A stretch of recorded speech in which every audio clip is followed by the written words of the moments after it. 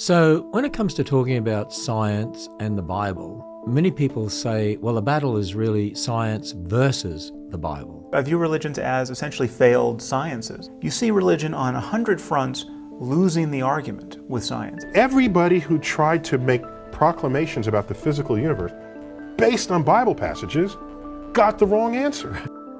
But is it really science versus the Bible?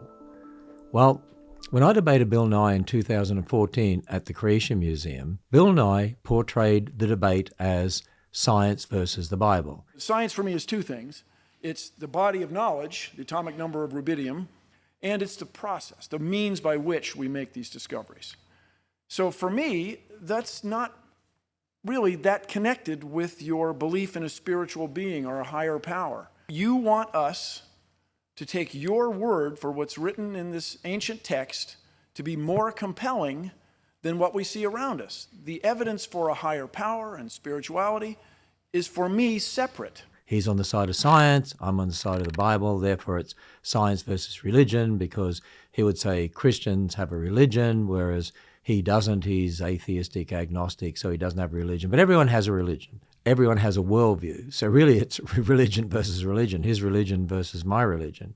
But it's not science versus the Bible. And so the first thing that I did when I debated Bill Nye was to say we need to define our terms. If we're going to use the word science, we need to understand what science is, what it means. Because if you ask most people, they have no idea.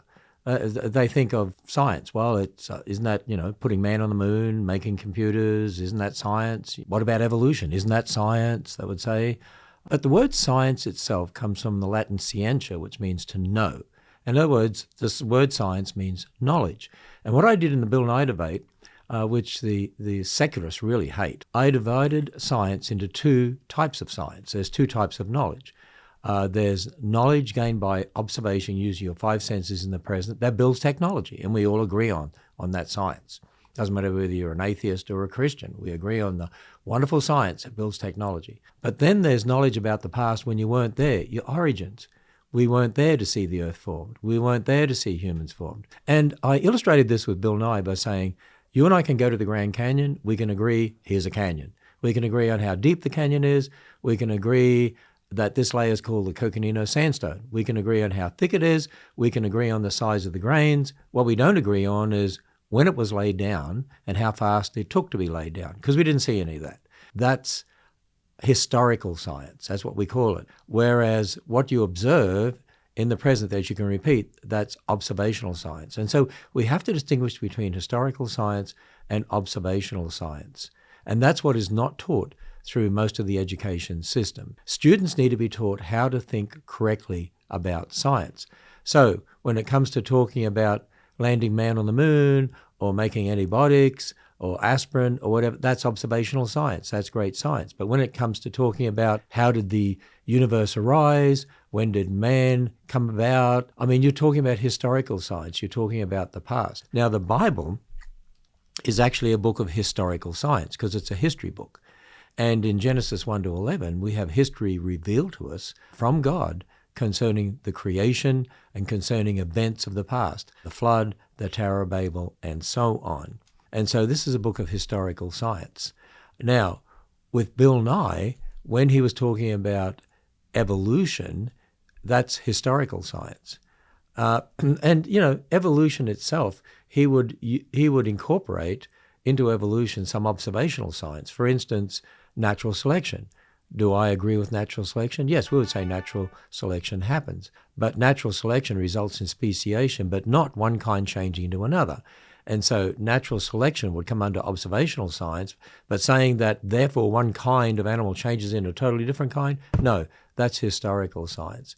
And so what we really need to understand is that when you're talking about science and the Bible, you have to divide science into historical science and observational science. So when it comes to the topic of creation and evolution, it's not science versus the Bible, it's the science of one religion versus the science of a different religion. And there can be another universe floating around. So there are more spatial dimensions, and we're just on a sheet floating around in this bigger multiverse. And one of the theories about what caused the Big Bang is that actually what it was two of these sheets, or brains they're called. So they collide together and separate. And when they collide together, they heat themselves up, and you get something that looks like a Big Bang. No. In other words, science based upon the Bible versus science based upon man's beliefs. And so therefore, it's not science versus the Bible. We have to understand that there's a big difference between historical science and observational science. And what we would say as Christians, as creationists, there's nothing in observational science that contradicts the historical science of the Bible, but observational science overwhelmingly contradicts the historical science of the secularists like Bill Nye, who believe in atheistic evolution, that everything came about by natural processes. So when we're talking about science in the Bible, not only do we have to know what science is, we really need to know what the Bible is. So to find out more of what the Bible really is, watch this video.